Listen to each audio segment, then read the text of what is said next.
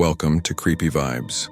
Tonight we're venturing deep into the dark heart of Texas, a land rich with history, violence, and secrets that refuse to stay buried.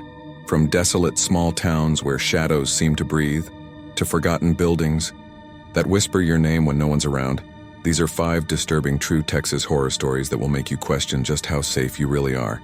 But before we begin, here's something strange. Most viewers make one huge mistake. They leave without subscribing. And by doing that, they miss out on the creepiest, most terrifying stories that only true horror fans get to experience. Don't be one of them. Hit that subscribe button now, because tonight's journey is only just beginning and the darkness has much more to reveal. Where are you watching from?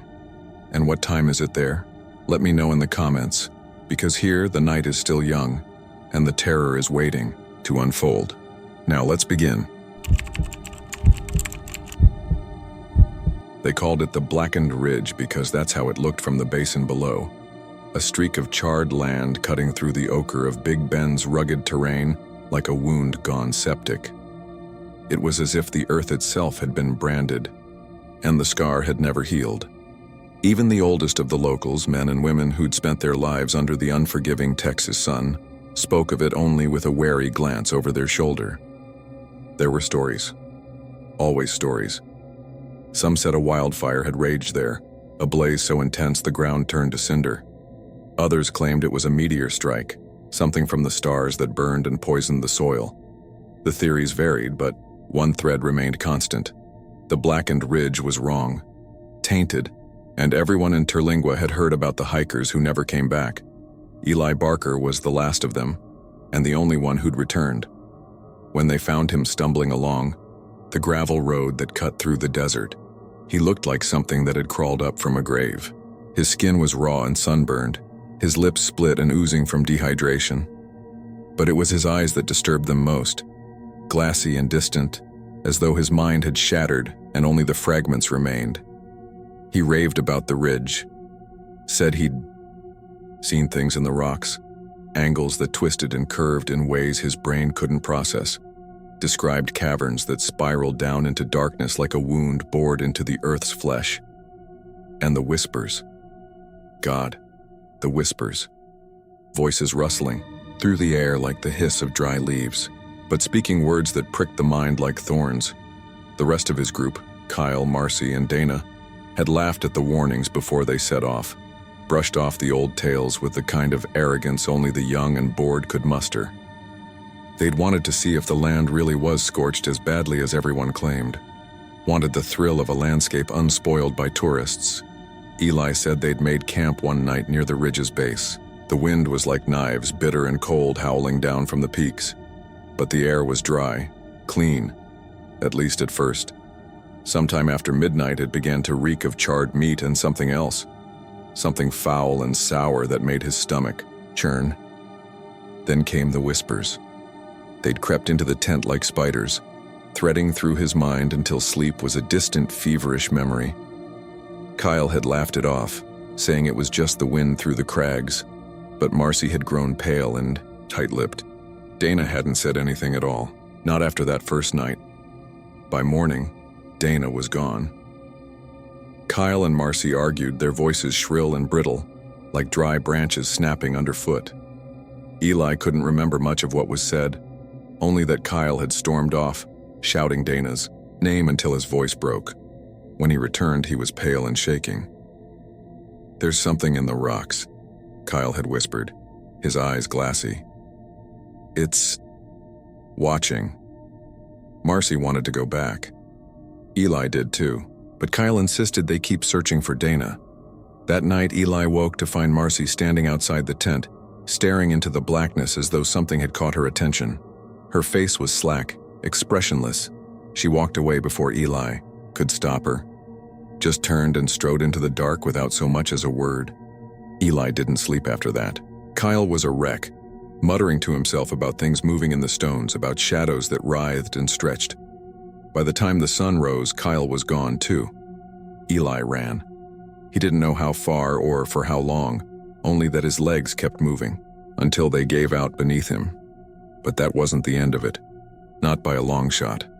he found himself dreaming of the ridge. Always the ridge. Charred earth stretching into the sky like the spine of a colossal beast. In the dreams, he would wander the winding crevices, the air thick and cloying with rot. Something lurked beneath the surface, vast and coiled, its presence palpable like the tremor of a fault line. He woke to the sensation of hands pressing down on his chest, of voices babbling in an ancient tongue he couldn't grasp but somehow understood. The doctors told him it was PTSD, nightmares caused by trauma.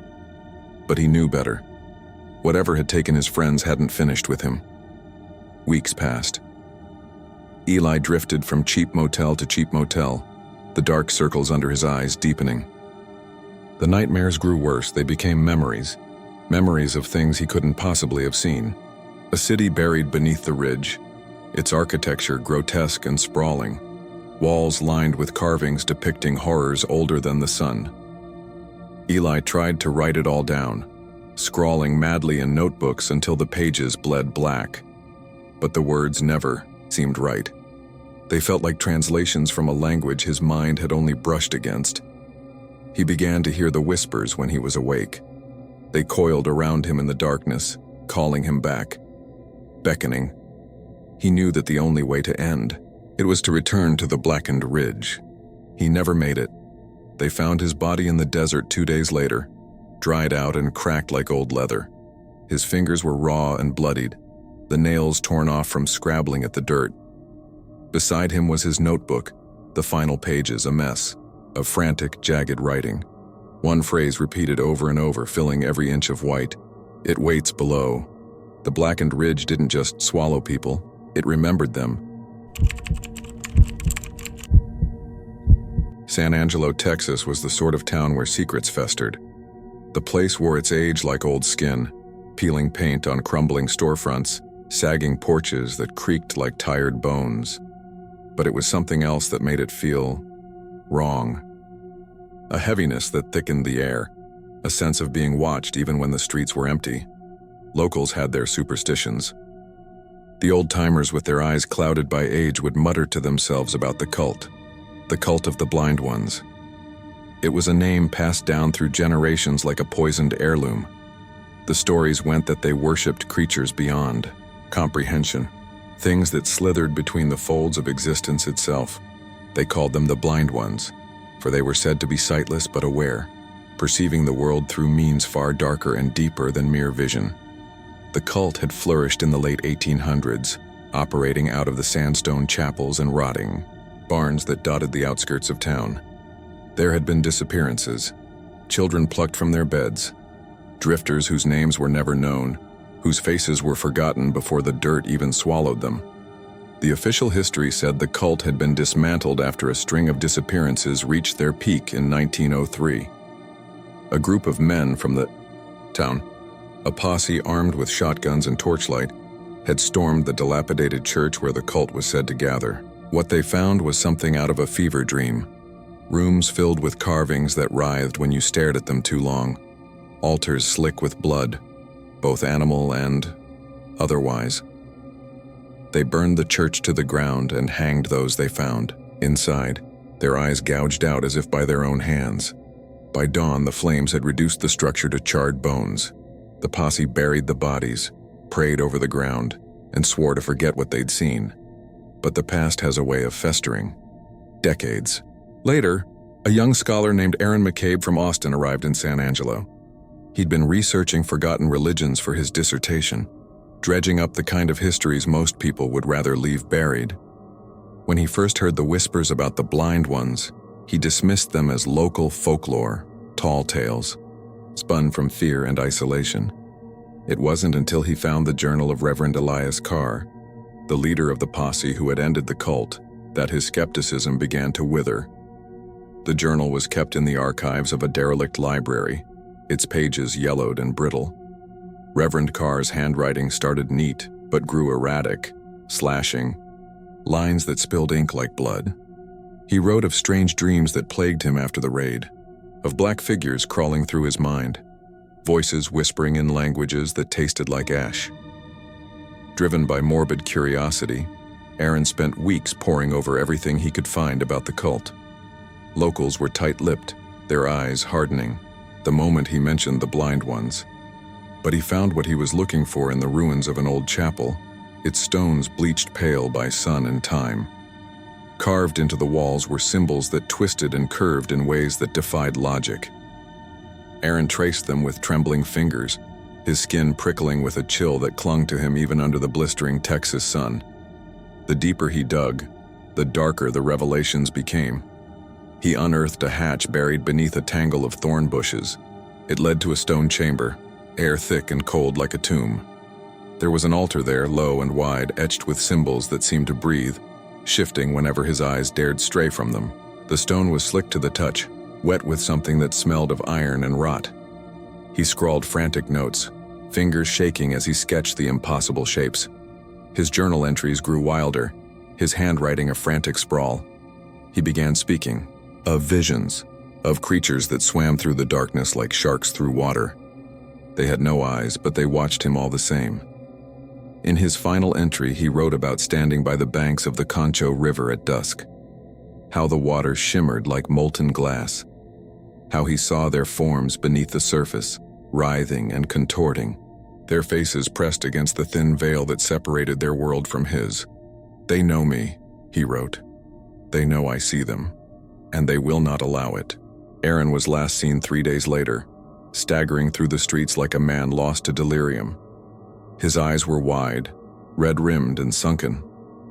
He spoke of how the blind ones had reached for him from the dark places, how he could hear them whispering, beneath the ground. He vanished that same night. Weeks later, his journal was found by a fisherman along the riverbank, pages soaked and stained. But there was one line that stood out, scrawled so deeply into the paper it had torn the fibers. They see through the dark, San Angelo went on. The old families kept their mouths shut and their eyes down. But every so often, someone would wander too far into the ruins, their curiosity pricked by the stories. And sometimes they'd come back, but most of the time they didn't. The land stretched out like an old wound. Red clay and sandstone cracked and split by the heat of a merciless sun. Palo Duro Canyon was the sort of place that had its own kind of silence, thick and smothering, punctuated only by the occasional scream of a hawk circling high above. But there were other sounds too, ones that didn't belong, ones the locals tried not to talk about. They called them the screaming trees. Old cottonwoods and oaks twisted and bent at impossible angles, their trunks swollen and contorted as if writhing against some unseen pain. Their bark was slick and dark, stained with patterns that seemed to writhe and shift when viewed from the corner of one's eye. And the carvings? Faces. Faces locked in expressions of agony, mouths stretched wide as if captured mid-scream. The rangers at Palo Duro Canyon State Park had been hearing the reports for years. Hikers complaining of a low wailing sound carried on the breeze, a sound that seemed to come from nowhere and everywhere at once. They said it was like the groaning of the earth itself, a sound that made their teeth ache and their stomachs twist. Most of the rangers dismissed it as nonsense, wind through the canyon's crevices, trickery of the mind. But then there were the others, the ones who'd gone too deep into the canyon, who'd seen the trees up close, the ones who'd come back changed. Ranger Ethan Cole was the first to push the investigation, young, ambitious, and recently transferred from Big Bend. He didn't believe in ghost stories, didn't buy into the superstitions that clung to the canyon like smoke. When he heard the stories about the screaming trees, he laughed it off. But the laughter didn't last. The first time he saw the carvings was on a blistering hot afternoon. The air shimmered with heat, making the trees seem like they were swaying even when the air was still. He'd been patrolling the southern edge of the canyon when he spotted the symbols. They weren't just scratches or random marks. They were deliberate, precise. Faces twisted in pain, carved so deeply into the bark it was as if the wood itself had been tortured. He snapped photos, jotted down notes, tried to rationalize what he was seeing. But something about the trees felt wrong, like they were watching him. Ethan returned to the spot again and again over the next few weeks, his curiosity morphing into obsession. The carvings grew more intricate the deeper he ventured into the canyon, entire trees covered in symbols, their trunks bulging and splitting in unnatural ways. He found one that was hollowed out, the opening wide enough for him to peer inside. He pressed his ear to the opening and heard it. A faint sound, like whispers carried on a breeze that shouldn't exist. Voices speaking in tones both desperate and angry, overlapping until they were little more than a maddening drone. He told his colleagues about it, but they brushed him off. Too much sun, they said. Lack of sleep. But Ethan couldn't let it go. He returned to the trees again and again, each visit driving him further into a manic frenzy. It wasn't long before he went missing. They found him 3 days later, staggering through the canyon, eyes bloodshot and rimmed with madness. His uniform was torn, his hands raw and bloody as if he'd been clawing at the earth. He babbled about the trees reaching out to him, their branches twisting like tendrils to drag him downward, to pull him into the hollow darkness within their trunks. He couldn't remember what he'd seen, only that he'd heard something inside the trees, something alive. Ethan never recovered. They put him on leave, sent him to a facility where he could be evaluated. The official report chalked it up to exhaustion, dehydration, the effects of isolation. But the rangers who'd known him before the incident saw something else. A man hollowed out like the trees he'd obsessed over. As months passed, other rangers began to report strange things. Shadows that shifted against the rock walls where there shouldn't have been shadows. Cold spots that chilled the skin even under the searing heat. And the whispers, always the whispers. Some began to believe the trees were more than just trees. That they were conduits, vessels for something older and hungrier than the earth itself. Whatever Ethan had found in those hollows had changed him, twisted his mind until all that was left was the madness. And even after he was gone, the sounds continued, the low, keening wail that drifted on the air, as if the canyon itself was crying out in pain. Palo Duro Canyon remained beautiful and desolate. But to those who knew better, it was something else entirely. A wound that would never heal. A place where the trees remembered.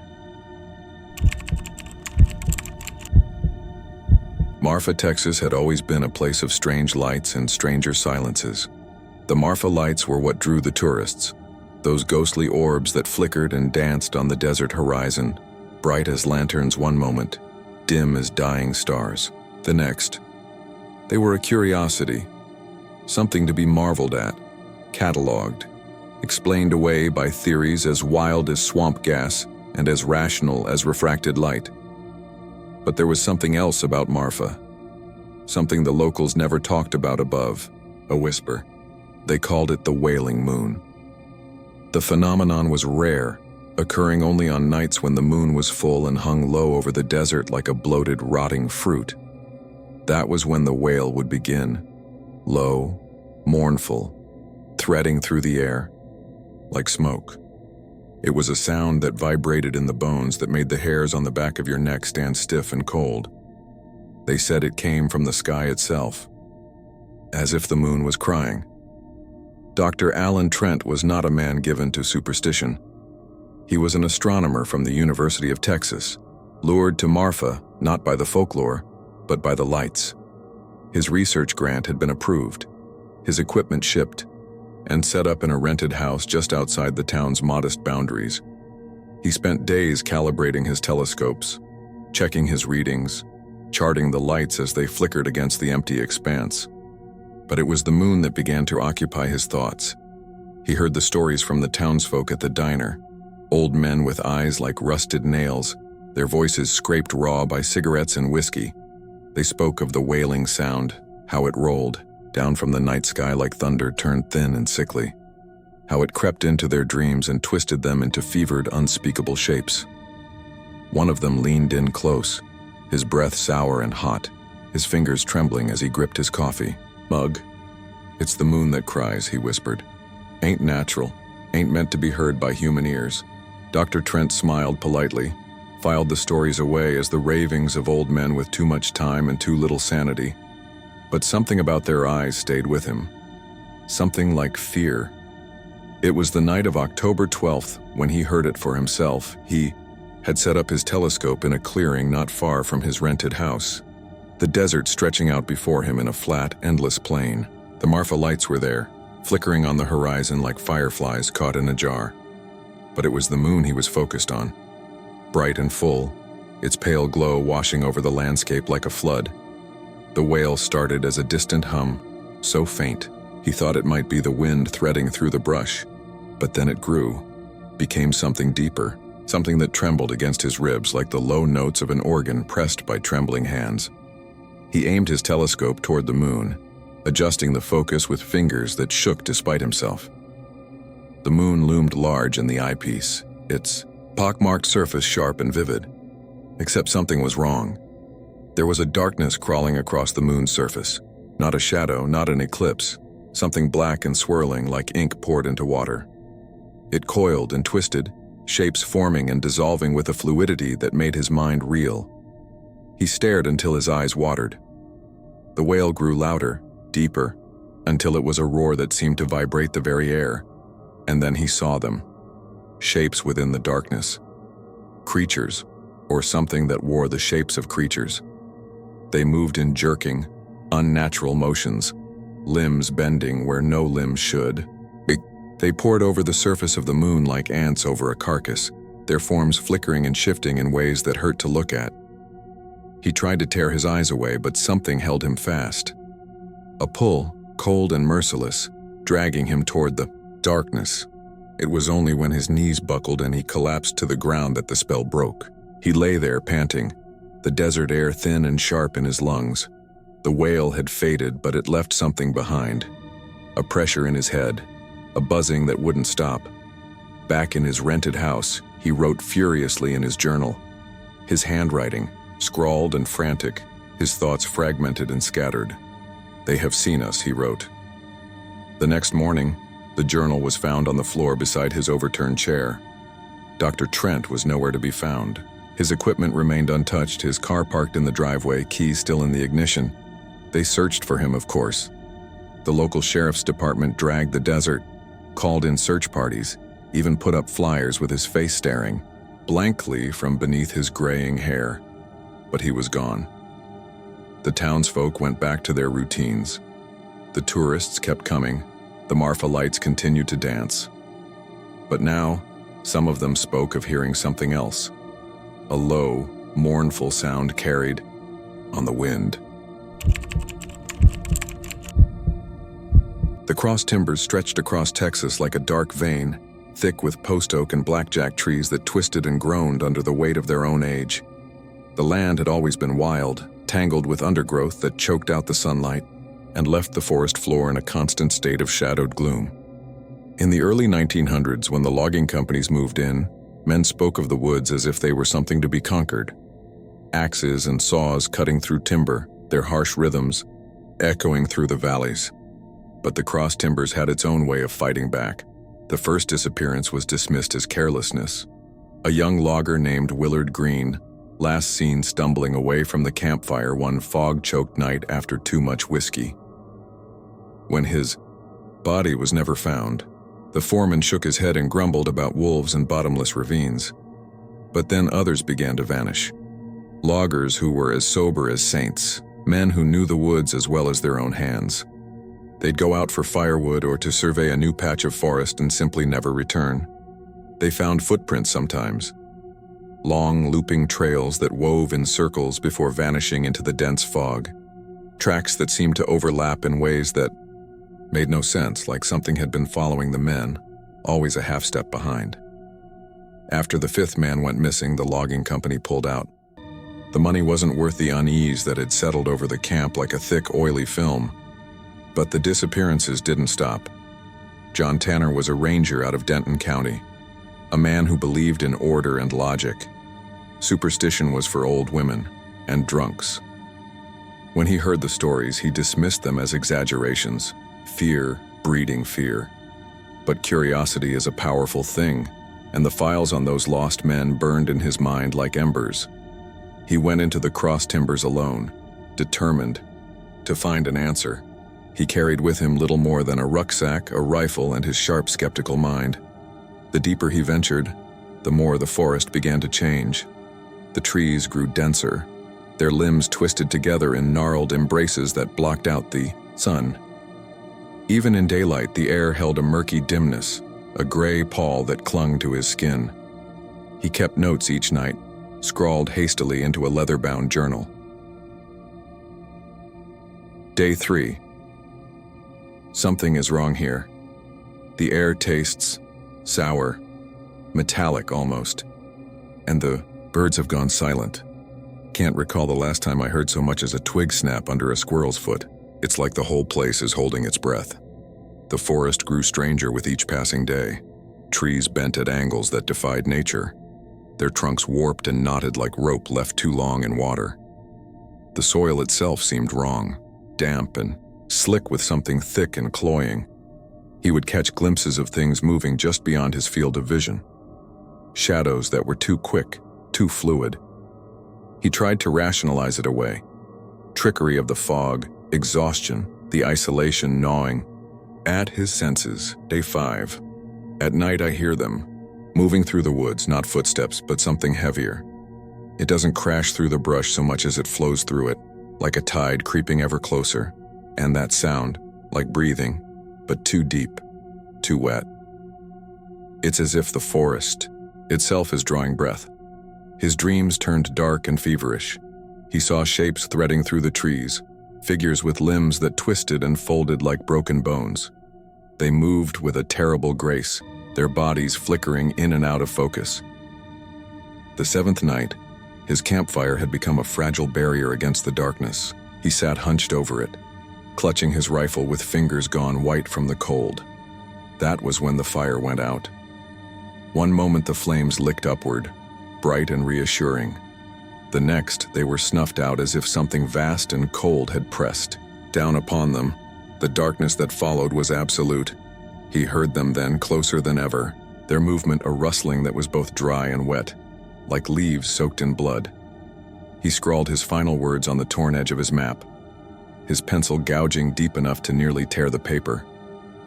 They don't belong here. The shapes, they don't belong here. When a search party went looking for him weeks later, all they found was his pack, half buried in mud. His journal was soaked through, the ink smeared and illegible, but the map remained, and those words scrawled in terror.